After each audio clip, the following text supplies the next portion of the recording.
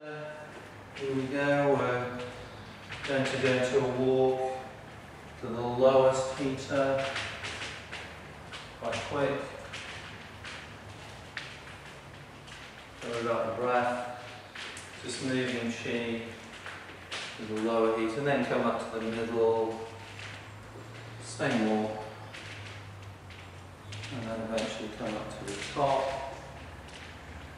And you start to work with that by doing qigong forms and meditations and moving walks and things. And how does that improve your health and well-being? Well, I think you've got more access to your chi. I think it's not so hidden or held in or buried under the body's physical state. So I think it just starts to show itself more powerfully and express. So a common expression from doing regular qigong is that people start to feel more energy, they start to feel more buoyant, mentally more positive, certainly a greater clarity of mind and focus. That really does seem to, people come out of foggy mental states.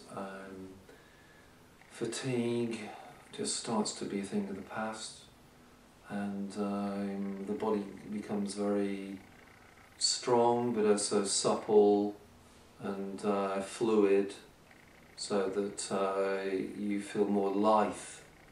The body's more flexible, and that just seems to happen of its own accord. So we did the 3 cavities, so scooping, coming up to the top cavity, turn the hands between the eyes, push forward and open up, widen out, and then come back to front, just literally back that whole thing up, palms come in and down, so you do that a few times for the upper cavity, and then you do the same in the middle one.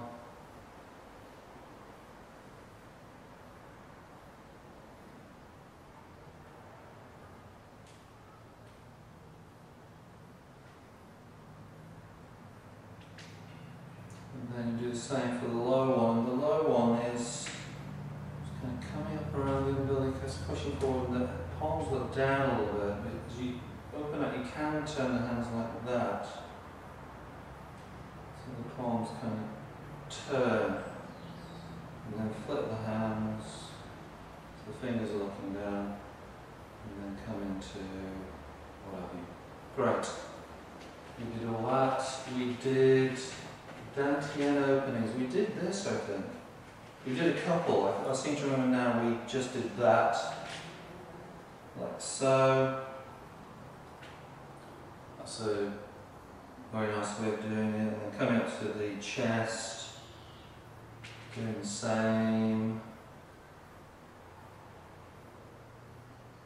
And then coming up to the head. Opening the Dantian. So the Dantians sit in the middle of the cavities. So that's one way I think we did one morning. And then what we did do mostly is this spreading. So you can go as slow as you want. But it's really quite powerful, just opening from the very centre and just go as far as you can. Do it a few times, then come into centre of chest, Dantian there, spreading again, and then as you come into the lower Dantian, turn the hands, fingers need to look down now, and same, just kind of widening out there. Good. Heaven and earth, we did scooping. And coming up, palms look up all the way, and then you look up and come down the flanks. So this is this kind of heaven, earth rising force. The hands are a bit away from the body. And then we did that a few times, and as we came down the flanks, let's reverse it, come up the flanks. Here comes the heavens hands, force movement, and that's all about descending. And repeat that, and then go into the combination of the two. So let's do that now. So you open up, and just there you switch it the other way. And down you go. And then repeat that. And here, so we're going, let's open up to the chi behind us. Stay that for a minute or so. Turn the hands, chi in front. And then we're going to do a balancing. One palm forward, one palm back. And then switch the hands. So that can take, 2 minutes or a few minutes, as long as you wish. Hands into wings, palms looking down, obviously chi below, which feels quite different from the chi above. So we're turning the hands to connect the chi above, and now balancing the right hand looks down. So this is a kind of heaven and earth standing pose, and then let's flip the hands. Good, and then bring the right hand to the pelvis, left into chest, palms look side. So we're bringing the chi field to the left and right into focus. Switch the hands.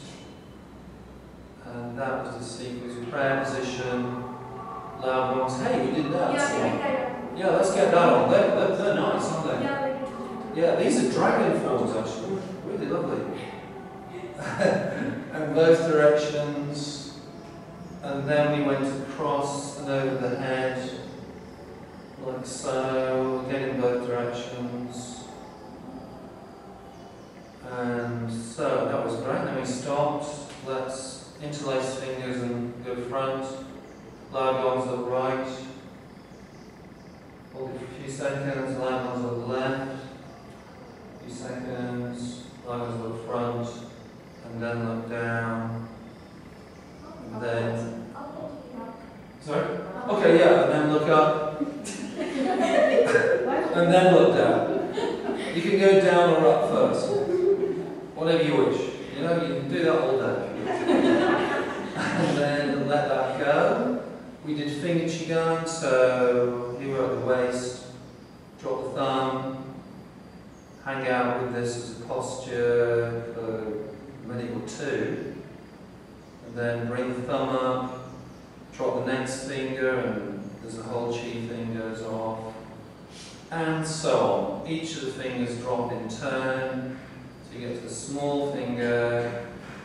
Similar lines in your book, You Are How You Move. You write that elemental qigong is a progressive approach to qigong, and Sure. that it incorporates classic styles and philosophies with modern mind, body, and energy concepts. Can you tell us a little bit more about this? Sure. I think there's a real orientation to body awareness as a way to become sensitive to qi. So there's a real emphasis on opening up to the body and becoming aware of different parts of the body with real depth, actually, so that as you become sensitive to your body, you become sensitive to qi. I don't know how the two can't go together, so I just think the approach has taken that a step further, where you really are encouraged to feel the body and to come with felt sense awareness. So there's that. And I think there's understanding that qigong is not just a physical process, it's a psycho-emotional process as well. So that as you start to practice it, you're engaging with lots of different aspects of yourself, not just qi, but emotional tones and qualities, states of mind, so that all that starts to shift and change in the practice of it. So I think there's a framing up of qigong in a body-mind perspective, which I think really helps. It helps to understand it. Great. Do you think that makes it more accessible to the Western mind as well, because it's... I do. I think it's something that's understood in the modern society, really, and it's helpful to be able to explain what Qigong is. I think there's more depth of explanation so that people can understand what's happening to them when they practice Qigong, because a lot happens when you practice it. It's very strong and deep work. So I think that's really helped. I think that's just got generated through the years of me teaching and thinking about Qigong and the course and seeing what works for people. So I think people in this society need explanations for things, and also need detail about what are the intentions behind lots of the forms, so to be able to explain the depth of a movement form and to look at all the different aspects of that and how it might affect you and your system. And this is a very powerful transformational process, and people do go through very big shifts in who they are, at many levels. I mean, for anybody who's new to the concept of Qi and Qigong, can you just explain what you think Qi is? Yeah, I think it's the life force. I think it's that simple. So within the body, within the physiology of the body, there's this essence of life that's coming through as health and vitality. So that's what Qi means to me, and it's there's a feel to it. I think everyone knows the feel of it, perhaps doesn't call it Qi, but there's depths to it. So that there is a world of Qi, and as you start to attune to the body and the subtle flows of energy, life force that's moving in and around us, I think that's starting to open up to a relationship.